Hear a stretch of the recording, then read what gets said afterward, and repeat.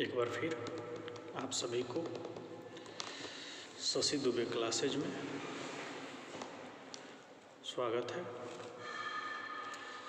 आप सभी को नमस्कार। आज इस वीडियो में इससे पहले हम लोग यूनिट 3 के बारे में अध्ययन कर रहे थे। पहले जो वीडियो दिया गया है उसमें यूनिट 3 के बारे में हम लोगों ने अच्छे से अध्ययन किया। अब यूनिट 4 स्टैटिक्स में क्या सिलेबस है, क्या हमको पढ़ना है, ये चीज़ आपको पहले ही इससे पहले वाला वीडियो में डिस्कस कर दिया गया है। थोड़ा सा इसमें भी हम लोग डिस्कस कर लेते हैं इस वीडियो में। सबसे पहले सांख्यिकी, स्टैटिक्स मीनिंग, कंसेप्ट, डिफिनेशन के बाद टाइप्स ऑफ स्टैटिक्स, उसके बाद टीचिंग लर्निंग प्रोसेस में इसका कैसे यूज होता है, ये चीज़ हमको करना है। तो सबसे पहले आप सांख्यिकी के बारे में, स्टैटिक्स के बारे में, तो चूँकि हम लोग 3 सेक्शन या 3 ब्रांच के बच्चे हैं, लिटरेचर, साइंस और SST, तो हम सभी ने 10th तक स्टैटिक्स को पढ़ा है। 10th के बाद और अपना अपना जो बच्चे ब्रांच चेंज कर दिए उसके बाद स्टैटिक्स या सांख्यिकी छूटा हुआ है। तो हमको सांख्यिकी में जनरली अब देखेंगे तो जो चीज़ हम पढ़े हैं उसी का हम फिर से एक बार रिवीजन कर रहे हैं, क्योंकि बहुत दिन हो गया है। तो स्टैटिक्स में कंसेप्ट में आप जाएंगे, सांख्यिकी का कंसेप्ट में आज आप जाएंगे तो भारत में इसको 2 तरह से आप देख सकते हैं। एक तो इंडियन हिस्ट्री में और दूसरा वेस्टर्न में। तो चूँकि देखिए भारत में इस सब्जेक्ट का नाम सांख्यिकी नहीं पड़ा था, लेकिन प्रत्यक्ष या अप्रत्यक्ष, डायरेक्ट या इनडायरेक्ट लोग इसका यूज करते थे, उपयोग करते थे। कैसे करते थे? चूँकि प्राचीन एंशिएंट हिस्ट्री में आप जाकर देखेंगे तो भारत की जो व्यवस्था थी, आपस में बटे हुए थे। एक राज्य पे कोई राजा राज करता था, दूसरे पे सीमा लगा रहता था। तो कभी भी राजा का जो इनकम, आय और व्यय के खर्च का जब ब्यौरा, लेखा जोखा रखा जाता था, या उसमें कितने प्रतिशत लोग गरीबी रेखा के नीचे हैं, गरीब हैं, और कितने प्रतिशत लोग अमीरी रेखा से ऊपर हैं, वहाँ पे ये चीज़ कैटेगराइज करना, वर्गीकरण करने के लिए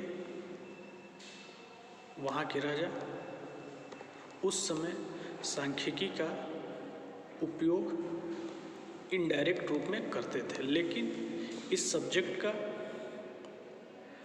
प्रत्यक्ष हमको देखने को नहीं मिलता है कि सांख्यिकी का प्रयोग होता था। तो आप कंसेप्ट में कह सकते हैं आय व्यय का विवरण, जन्म मृत्यु दर, उसके बाद आय व्यय का लेखा जोखा, ये सारी विवरण इंडियन कल्चर या इंडियन हिस्ट्री में राजा अपने पास रखते थे। तो वहाँ पे सांख्यिकी का प्रयोग होता था। और एक आप देखेंगे तो जनरली सांख्यिकी का प्रयोग अपनी समस्या को सुलझाने में भी इसका प्रयोग लोग करते थे। और जैसे एक तो सेना के रूप में भी, जिस राजा के पास अधिक सेना होते थे वो उस समय का शक्तिशाली राजा या शक्तिशाली राज्य कहलाता था। उसी के हिसाब से वो अगले राज्य पे आक्रमण या फिर अपना विस्तारवादी बातों को रखते थे। तो सांख्यिकी आप देखेंगे अभी के समय में अपने लोग स्टैटिक्स थोड़ा सा इसको अलग अलग करके हम समझेंगे। स्टेटस शब्द, स्टेटस उस समय भी सांख्यिकी स्टेटस शब्द से ही मिलकर बना था, और अभी तो स्टेटस हम लोग एक दूसरे से कंपैरिजन करना,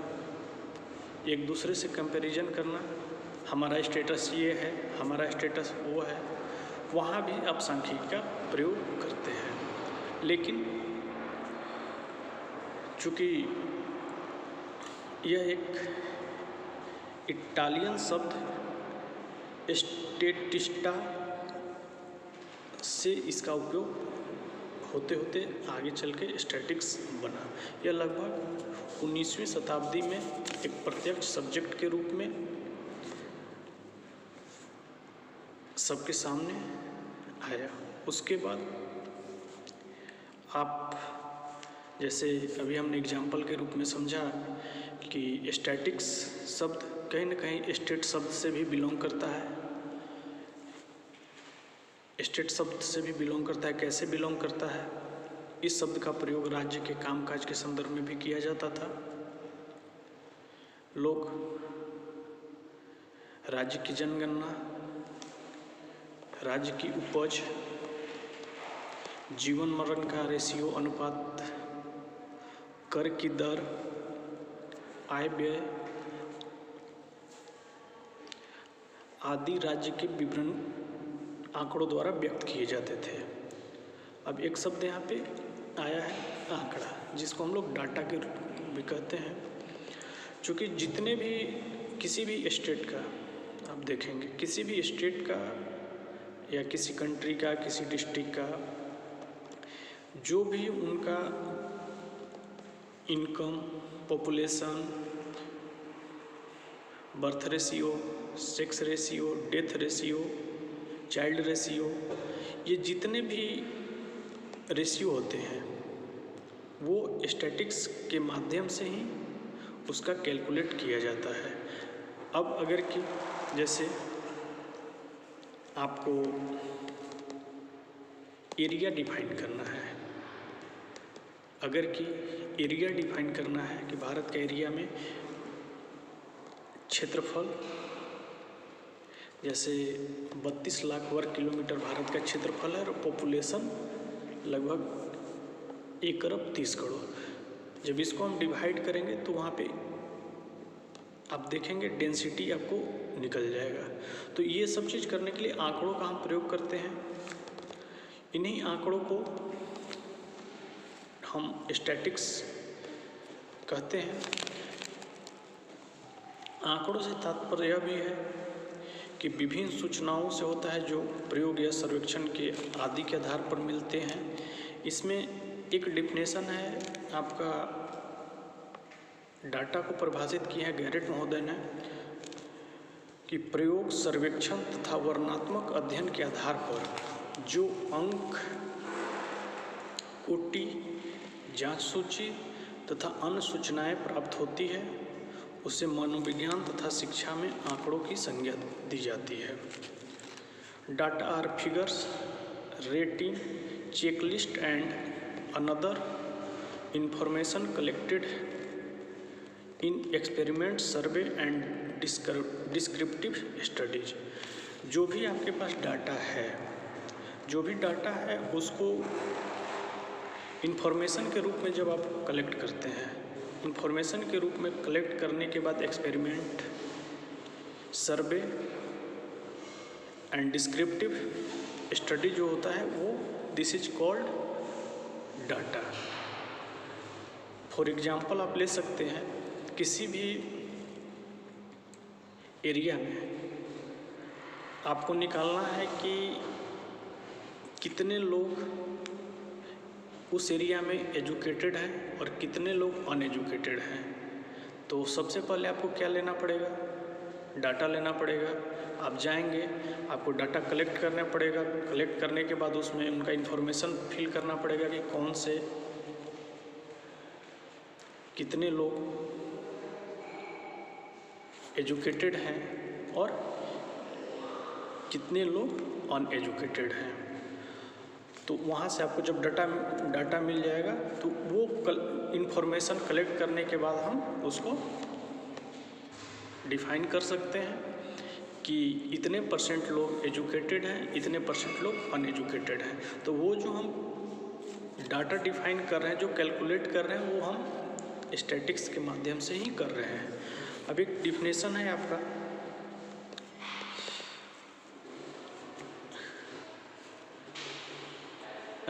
टाटे के अनुसार सांख्यिकी अनुसंधान का एक उपकरण है जिसका संबंध अंकित तथ्यों के संग्रह एवं व्याख्या की विधियों से है। इस डिफिनेशन को देखिएगा, सांख्यिकी अनुसंधान का एक उपकरण है जिसका संबंध अंकित तथ्यों के संग्रह एवं व्याख्या के विधियों से है। Statistics as a tool research deal with method of collecting and interpreting numerical facts. सांख्यिकी का अनुसंधान का एक उपकरण है जिसका संबंध जो भी आप डाटा या फैक्ट कलेक्ट कर रहे हैं, उसको एक्सप्लेनेशन कर रहे हैं, उसको हम सांख्यिकी कहते हैं। उसके बाद अगला डिफिनेशन, फर्गूसन के अनुसार सांख्यिकी प्रणाली विज्ञान की वह संख्या है जिसके द्वारा प्रयोग तथा सर्वेक्षण के आधार पर प्राप्त आंकड़ों का संचालन, वर्गीकरण, विवरण तथा विवेचना की जाती है। अब statics is the branch of significance methodology. It deal with collection, classification, description of data obtained by conduct of survey and experiment। आप जो भी डाटा कलेक्ट करते हैं साइंटिफिक रूप से, वैज्ञानिक तरीके से जो भी आप डाटा कलेक्ट करते हैं और उसका एक्सप्लेनेशन, क्लासिफिकेशन, डिस्क्रिप्शन हम करते हैं, उसको हम सांख्यिकी कहते हैं। तो इसमें आप देखेंगे कि हमने सांख्यिकी का मीनिंग, कंसेप्ट, डिफिनेशन इस वीडियो में आपको बताया गया है, और इससे पहले भी जो वीडियो आपको दिया गया है उसमें यूनिट 4 के सिलेबस के बारे में भी बताया गया है। तो आप इसका नोट्स भी दिया जाएगा, असाइनमेंट भी अपना यूनिट 3 का तो हमको उम्मीद है कि शायद आप कंप्लीट कर चुके होंगे, और धीरे धीरे आप यूनिट 4 का भी असाइनमेंट आप स्टार्ट करना शुरू कर देंगे। इससे होगी कि आपका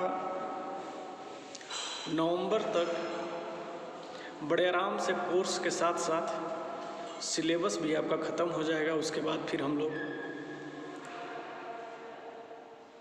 हो सकता है स्कूल वगैरह खुले तो टीचिंग प्रैक्टिस स्टार्ट होने से हम लोग सिलेबस, आपका यूनिट 3 ख़त्म हो चुका है। यूनिट 4 भी कंसेप्ट, मीनिंग, डिफिनेशन, उसके बाद टाइप्स ऑफ स्टैटिक्स है, और अगला टॉपिक है utility of statics in teaching learning process. Statics का टीचिंग लर्निंग प्रोसेस में कैसे यूज या उपयोग किया जाता है। तो आज इस वीडियो में इतना ही। बहुत बहुत धन्यवाद।